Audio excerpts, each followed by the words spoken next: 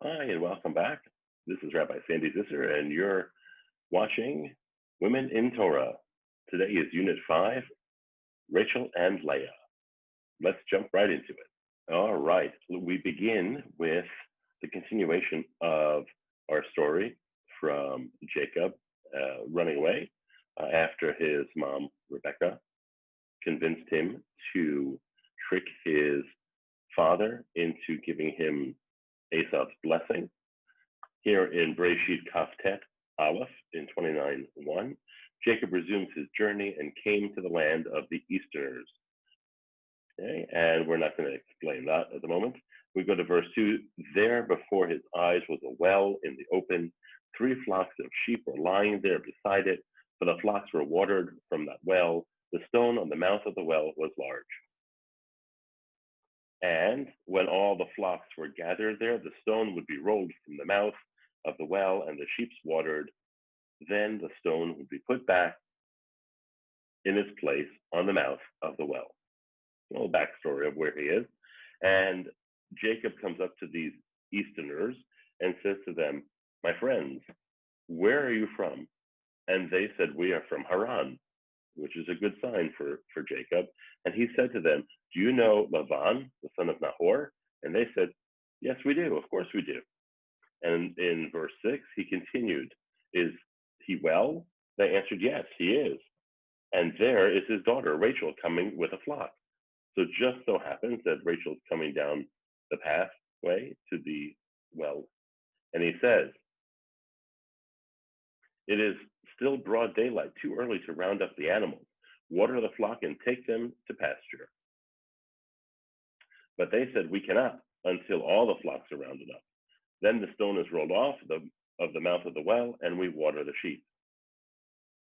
So it's a tradition, I guess, or a ritual, let's say a ritual, that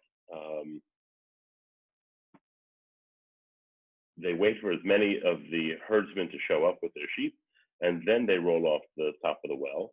They water everyone, and they roll this rock back on, obviously to preserve the quality of the well, also to not allow for evaporation, I assume, or any dirt or any other particles from the wilderness to get into it and contaminate the well. So that's what they were waiting for. And in verse 9, while he's still speaking with them, Rachel came with her father's flock, for she was a shepherdess. So we know Rachel's job here for her father was to tend through the sheep. And verse 10, all of course, is leading up to their meeting. And when Jacob saw Rachel, the daughter of his uncle Lavan, and the flock of his uncle Lavan, Jacob went up and rolled the stone off the mouth of the well and watered the flock for his uncle Lavan. What's interesting is that Jacob here apparently rolls the rock off the mouth of the well by himself, when originally it says the stone was very large. So presumably that it would take more than just one person to roll it off. But obviously, for whatever reason, he's able to roll the rock off the mouth of the well himself and water his uncle's flock. And then a very next step that no one really would imagine, Jacob kissed Rachel and broke into tears.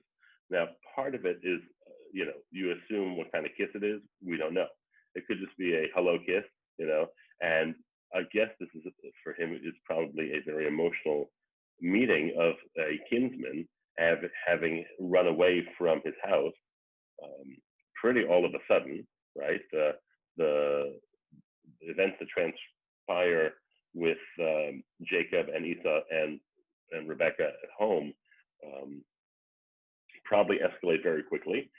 He probably leaves in a rush, and it's like very emotional for him to actually see someone of his family again here in Yud Aleph in 11. So he kisses Rachel and he breaks into tears. And Jacob told Rachel that he was her father's kinsman, that he was Rebecca's son, and she ran and told her father. Now, personally, I would think that you should tell her that first and then give her a kiss. But, that's just me. What do I know? I'm not sure. But that's the order I would probably do it in, to be honest. But she goes and tells her father of Jacob's arrival. And Lavan, on hearing this news that his, one of his family members have arrived, he runs to greet him. He runs to greet Jacob, and he embraces him and he kisses him, and took him into his house. And then Jacob told Lavan all that had happened. And then in verse 14, Lavan says to him, "You're part of the family. You've been staying here for a month now. That time has passed from 13 to 14, and you shouldn't just serve me for nothing. You shouldn't just work here for nothing," he says. And then he says, "Tell me what your wages are." And Lavan wants to pay Jacob for this. And Jacob, of course, in Kaf Tet Zion, in chapter 29, verse 16, Lavan has two daughters. And you'd see, of course, where this is going. The name of the older one was Leah, and the name of the younger one was Rachel.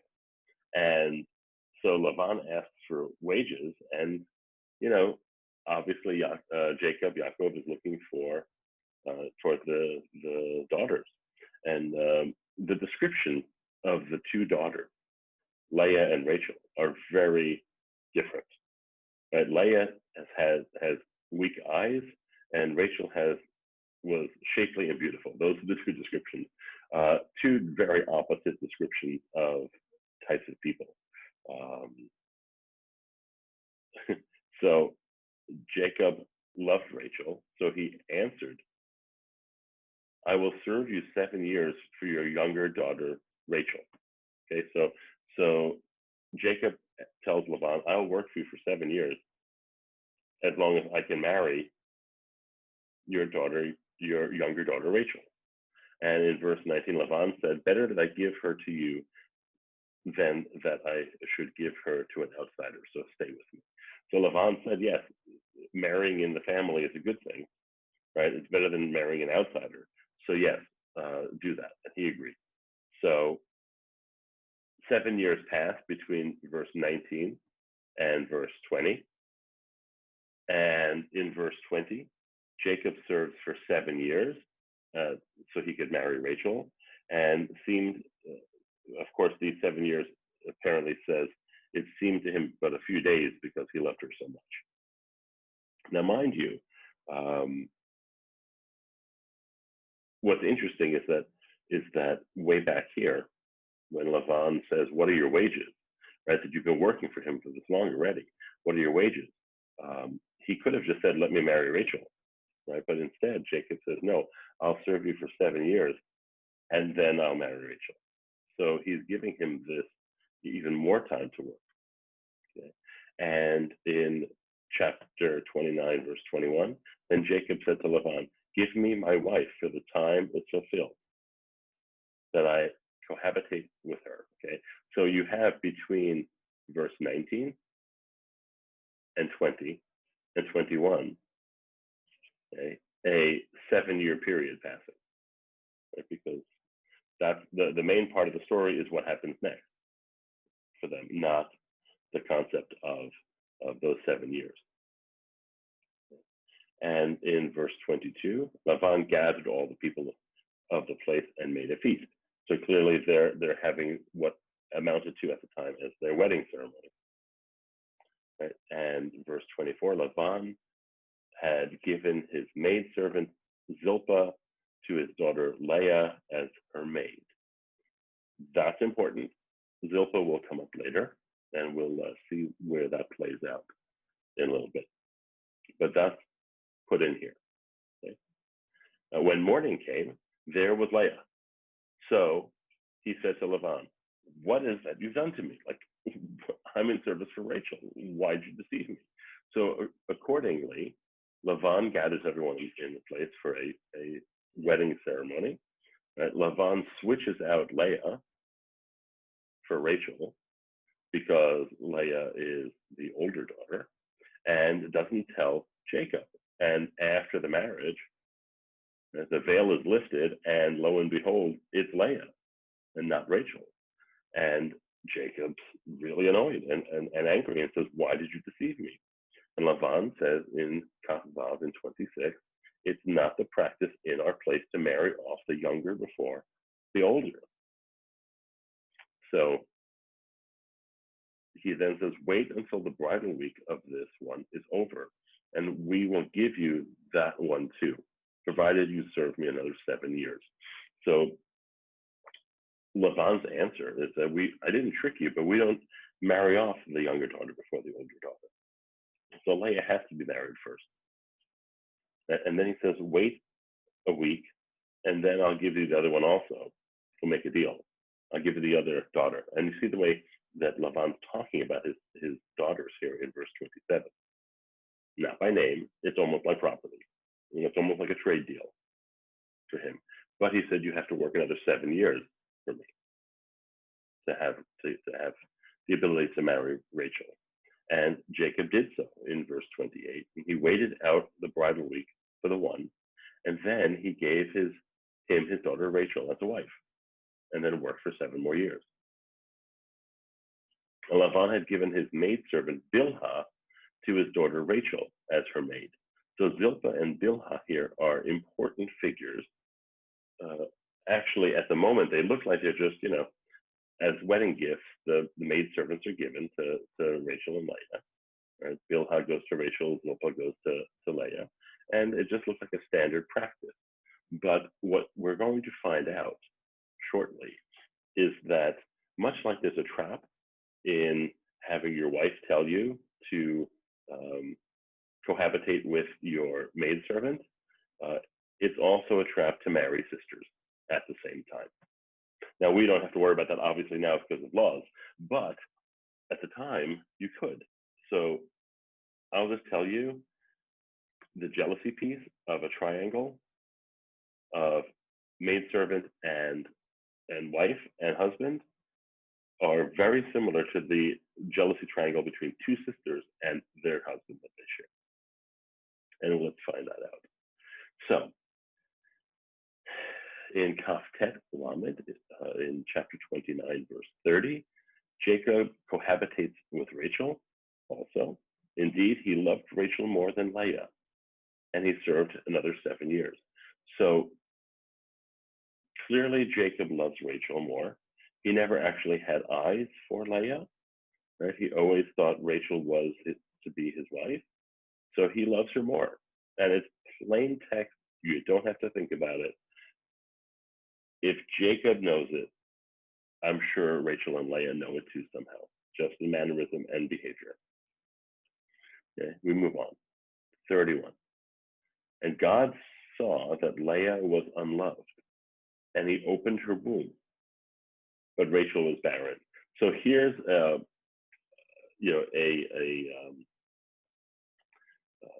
piece by God that God intervenes a little bit here, and he sees that Leah isn't loved at all. And so what he does is he opens her womb up, and she's able to conceive, and Rachel remains barren. Now, is that fair? Is that okay? We'll see. We'll see.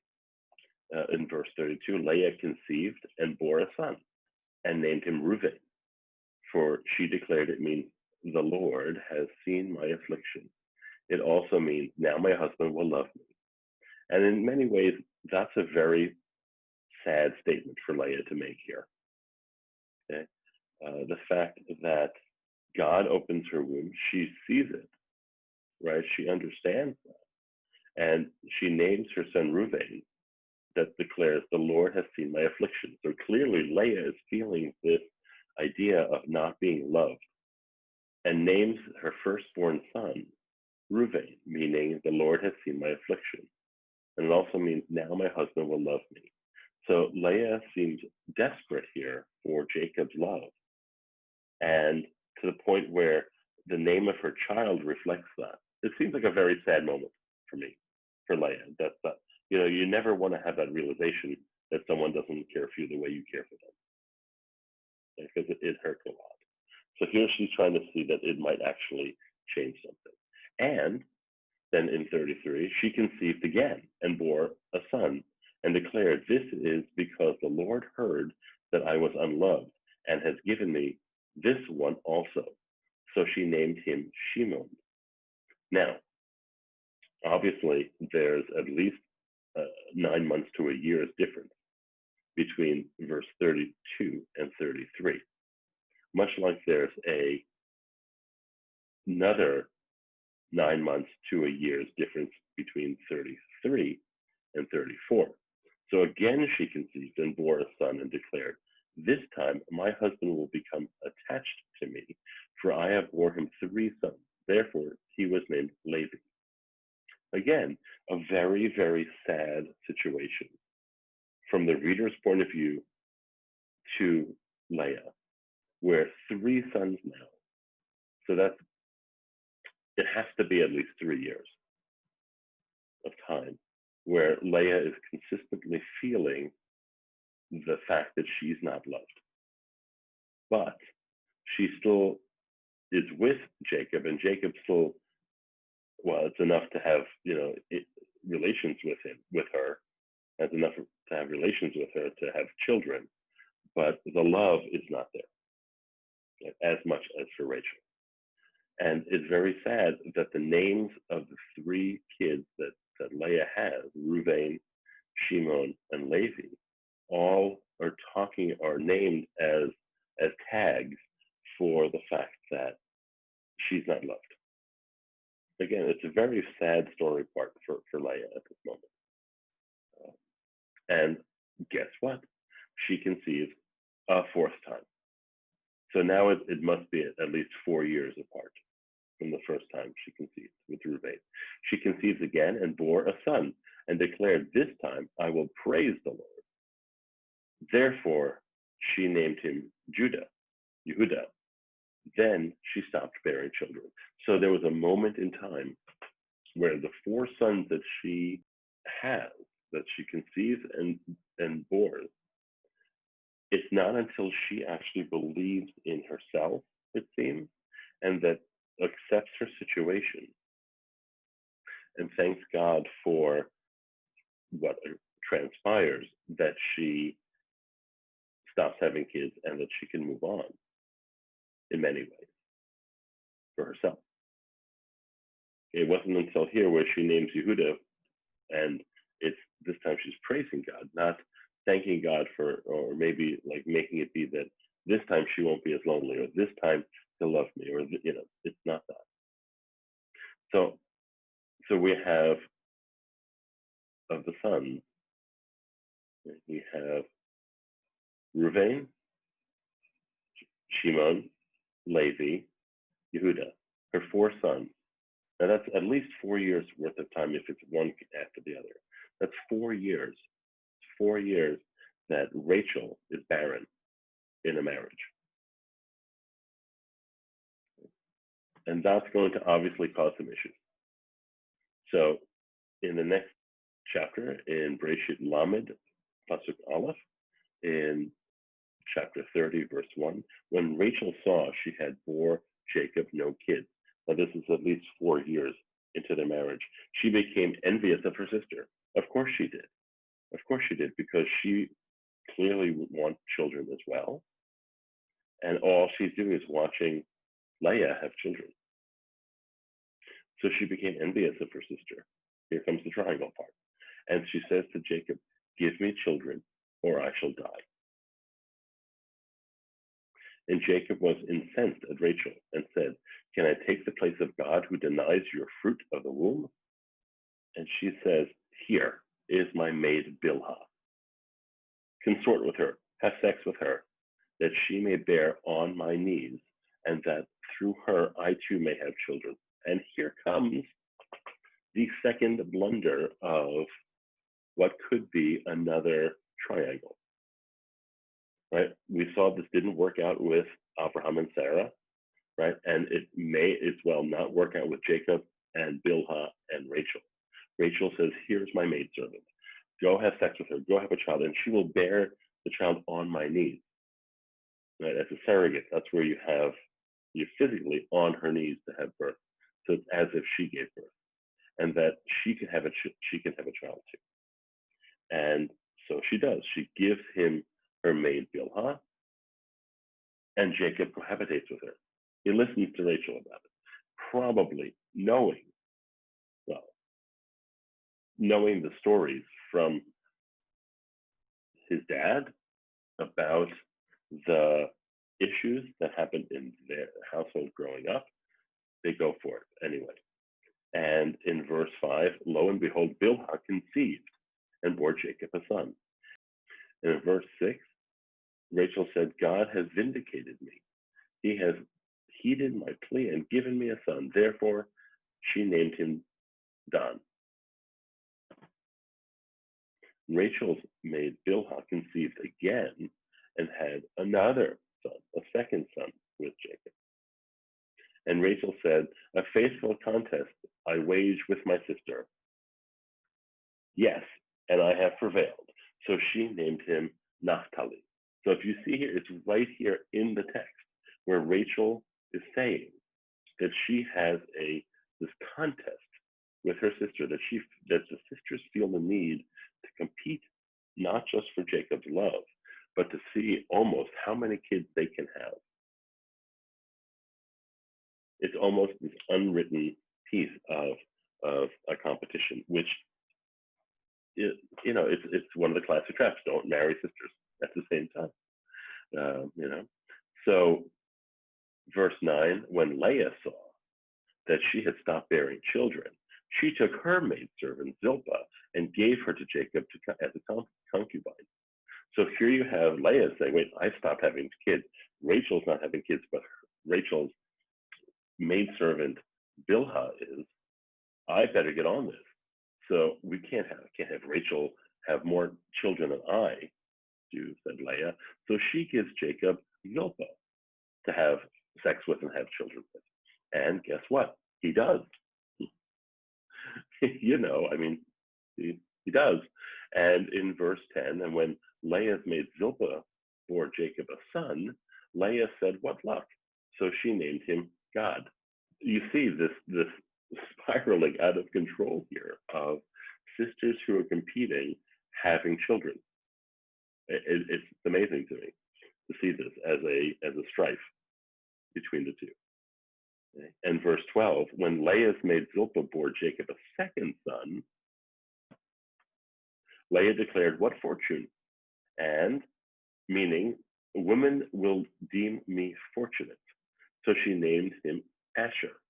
So here you have a moment in time where Rachel and Leah are competing not just for Jacob's love. That we know for sure that Jacob loves Rachel more than Leah. It's a given fact. There is no way around it. We know that it's in the text. It says it straight off. We also know from the sisters' mouth that they're competing against each other in terms of how many kids they can have. And Jacob is a very willing participant in this whole experiment because he is. So after they have all these children, it seems to have died down a bit. In verse 14, once, at the time of the wheat harvest, Reuven came upon some mandrakes in the field and brought them to his mother Leah. And Rachel said to Leah, please give me some of your son's mandrakes. But she said to her, was it not enough for you to take away my husband, that you would also take my son's mandrakes? Rachel replied, I promise he shall lie with you tonight in return for your son's mandrakes. So there's a triangle of jealousy and not niceties going on with these sisters. And you see that after this happens, there's clearly time that passed because Reuven is old enough to be working in the field as a hunter and coming home with mandrakes. So time has passed. And Rachel asks for some of them. And Leah says, seriously, it's not enough that you've taken my husband away? Clearly, that it's pretty known and a well-known thing here, even to Rachel and Leah, that Jacob and Rachel are the couple, and Leah's the extra wife here. And Rachel says, I promise you that he will sleep in your tent tonight. Oh boy. In verse 16, when Jacob came home from the field in the evening, Leah went out to meet him and said, you are to sleep with me, for I have hired you with my son's mandrakes. And he lied with her that night. I mean, this always made me like the soap opera that's in the Torah at this moment is incredible. Like any writer of any daytime soap opera would love this storyline. She basically hires Jacob for the night. Okay, and he lies with her in verse 16 and 17. God listened to Leah, and she conceived and bore him a fifth son. And Leah said, God has given me my reward for having given my maid to my husband. So she named him Issachar. You can't make this up the way it's written. I mean, it's just amazing how two things. Jacob is going along with it because, after all, he's the man, right? But how Leah and Rachel are really pushing it back and forth between the two, and you could tell from the text and the tone of the text how they actually are not getting along at all. Leah and Rachel, the two of them, are not getting along at all. In verse 19, when Leah conceived again and bore Jacob a sixth son, Leah said, God has given me a choice gift. This time my husband will exalt me, for I have bore him 6 sons. And she named him Zebulun. And verse 21, last she bore him a daughter and named her Dinah. So it's 7 children in all, 6 sons, 1 daughter.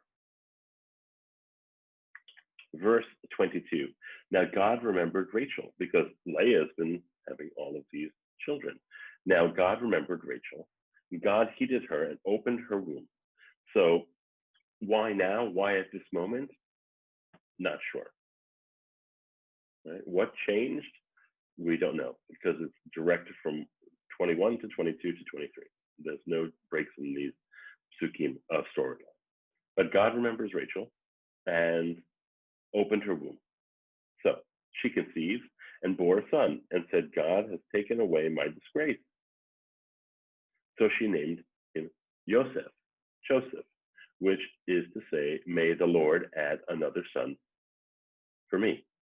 And here we are in Breshit Lamed, Kaf He, in chapter 30, verse 25. After Rachel gives birth to Joseph, Jacob said to Laban, give me leave so I can go back to my own home. It's been enough years now that he's been there. And he says, give me my wives and my children for whom I have served you, and I may go, for well you know what services I have rendered you. So basically, by this time, all of the debts have been paid off. All of the dowries, all of the everything to Laban have been paid off. It's been a lot of years so far. In verse 3 of 31, now we have a jump here in time. When the Lord said to Jacob, return to your land of your fathers where you were born, and I will be with you. Jacob had Rachel and Leah called to the field where his flock was. And in verse 5, and he said to them, I see that your father's manner toward me is not as it has been in the past, but the God of my father has been with me. As you know, I have served your father with all my might. But your father has cheated me, changed my wage time and again, changed my wages time and again. God, however, would not let him do me harm. So you see here this concept that he tells Rachel, that Jacob tells Rachel and Leah, look, your father is not being good to us. He's not acting fairly. He's not treating us the way he should be. He changes my wages. He's not a good man in terms of this, and we need to go. And he says this. He makes a deal with Lavan, and all the speckled calves all the speckled cats will be his wages, and God changes all of them to be born with speckles, so he gets a ton of flock. And that's what occurs here. Now, of course, in verse 14 of chapter 31, Rachel and Leah answered him, saying, have we still a share in the inheritance of our father's house? Meaning, like, is it this bad that we have to cut ties with him, or can we still actually have our inheritance in our father's house, especially after you have now almost taken all of his wealth away? And he says, surely he regards us. So they say, surely, in verse 15, surely he regards us as outsiders now that he has sold us and has used up our purchase price. Now, if you look at how Rachel and Leah here talk about their dad, it's all business. There's no emotion in this. It's all about the deal. It's all about what he got for them. And they understand that. They see that. They see what kind of man he is. And truly, they say in verse 16, all the wealth that God has taken away from our father belongs to us and to our children. Now then, do just as God has told you. So they agree with Jacob and say, yes, you're right. We have to go. And it's good that you were able to take his riches. So in verse 17, in Lamed Aleph, verse Zion, in Genesis 31, verse 17, then Jacob put his children and wives on camels. In verse 18, he drove off with his livestock and all the wealth that he had amassed. The livestock is a possession that had been acquired at Padan Aram to go to his father Isaac in the land of Canaan. So they're packing up and going. They got to go, right? And meanwhile, in verse 19, Lavan had gone to shear his sheep, and Rachel sneaks in to his tent and steals her father's household idols. And Jacob, in verse 20, kept Lavan in the dark, not telling him that they were about to run away and flee. And they fled with all that he had. Soon they were across the Euphrates. Of course, this is making that soap opera story much more, this is the chase scene, right? The escape chase scene. And on the third day, Lavan was told that Jacob fled. So obviously the encampment that they lived in is not small. And clearly Jacob and the wives and the kids lived in a separate area on the land because Lavan didn't know they left until the third day. Okay, so it must be a big space. So in verse 23, he took his kinsmen with him and pursued Jacob a distance of 7 days, catching up with them in the hills of Gilad. And Lavan overtakes Jacob and the group, and Jacob had pitched his tent in the height, and Lavan with his kinsmen encamped in the hill country of Gilad. And Lavan says in verse 26 to him, what did you mean by keeping me in the dark and carrying off my daughters like captives of the sword? So Lavan saying, I don't understand. You guys ran away. What does that mean? What are you doing? And then Lavan says, you didn't even let me kiss my sons and daughters goodbye. It was a foolish thing for you to do.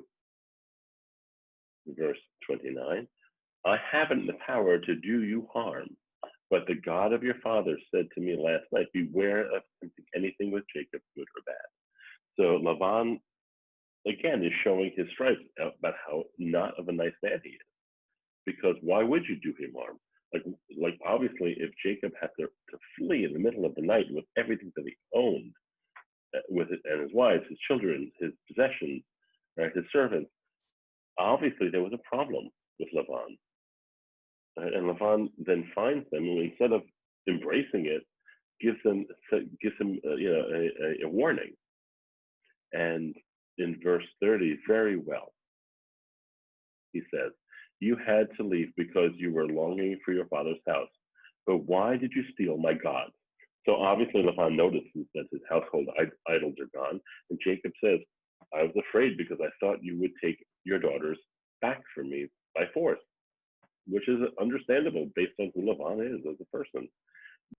In verse 32, Jacob continues and says, but anyone with whom you find your God shall not remain alive. He said, search my stuff, right? Go through my things, and whoever you find it, point it out in front of everyone so we know who it is. Jacob, of course, at this moment doesn't know that Rachel was the one who stole these idols from her father's house.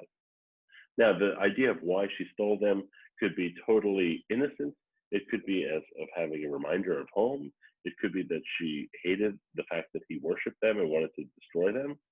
We don't know the answer because it's not actually in the text of why she takes them. But Lavan went into Jacob's tent and Leah's tent and the tents of the two maidservants, but he did not find them. Leaving Leah's tent, he entered Rachel's tent. In verse 34, Rachel, meanwhile, had taken the idols and placed them on the camel cushion and sat on them.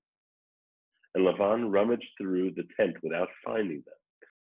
And in verse 35, she said to her father, "Let not my lord take it amiss that I cannot rise before you. Don't take it as a bad sign that I can't stand up before you, because it's my time of the month and I can't." But they searched everywhere but where she's sitting, obviously, and of course they couldn't find the idol. Now Jacob became incensed and took up his grievance with Laban in verse 36 and says, "What is my crime? What is my guilt that you should pursue me?" Now Jacob's a little annoyed about the fact that Laban comes after him. And he says, "You rummaged through all of my things. What have you found of all your household objects? Set it here before my kinsmen and yours, and let them decide between us." So at the end of chapter 31, we find that Laban doesn't find anything, right? And they make a pact between the two of them.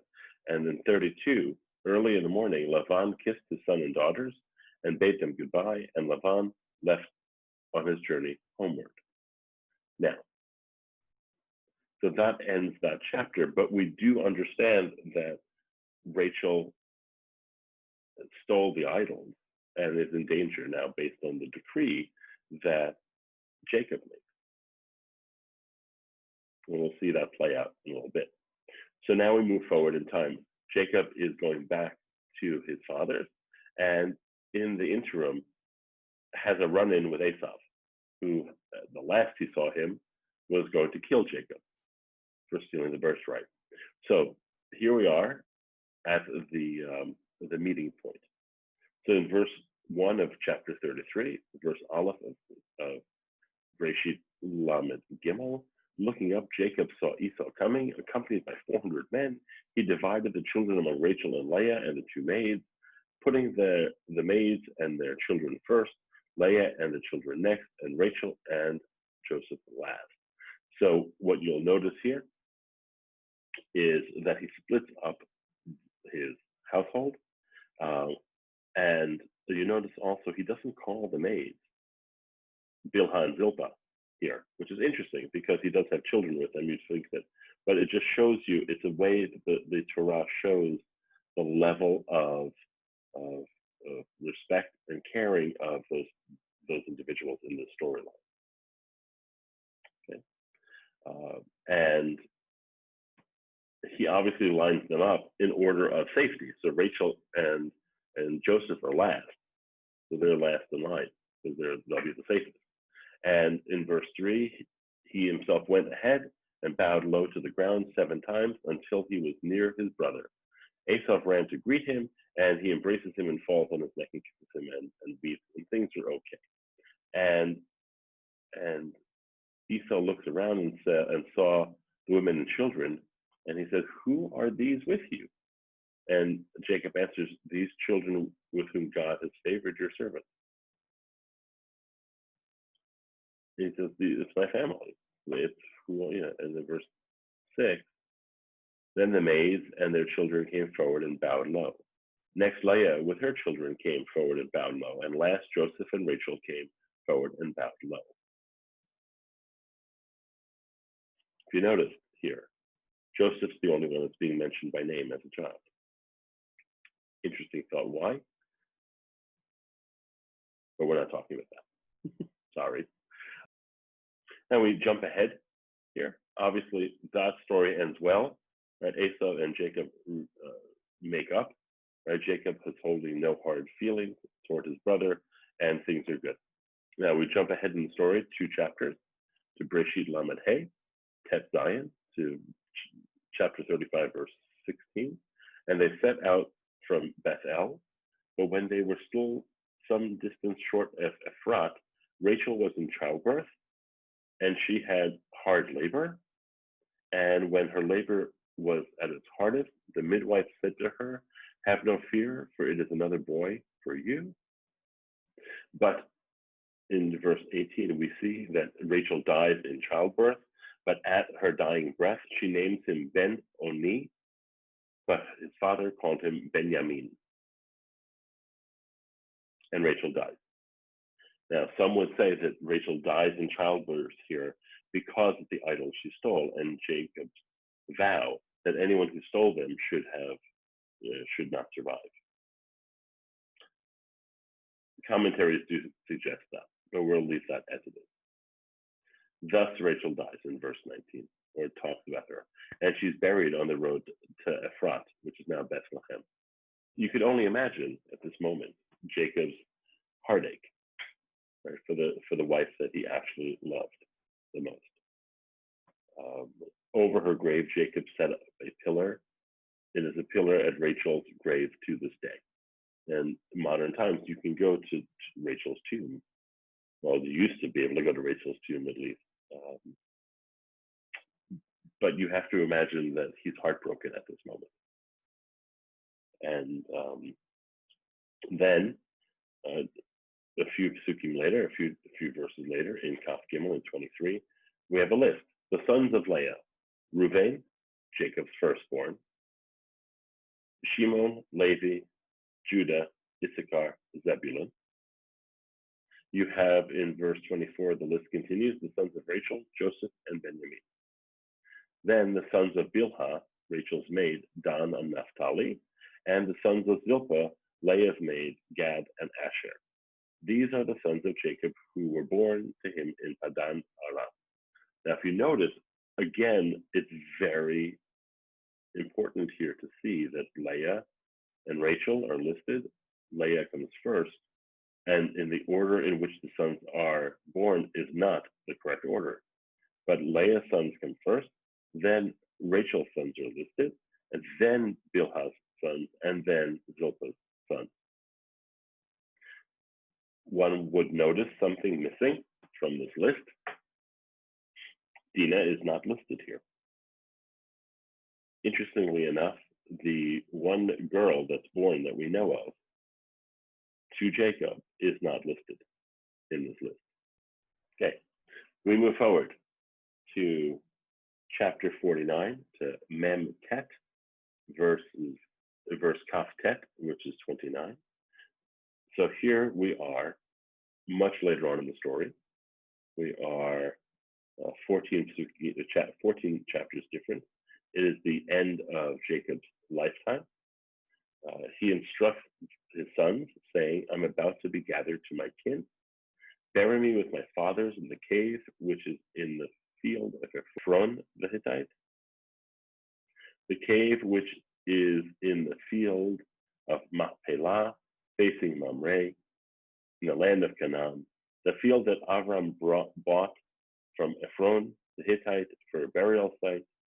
And he goes on, there Abraham and his wife Sarah are buried. There Isaac and his wife Rebekah were buried. There I buried Leah as well.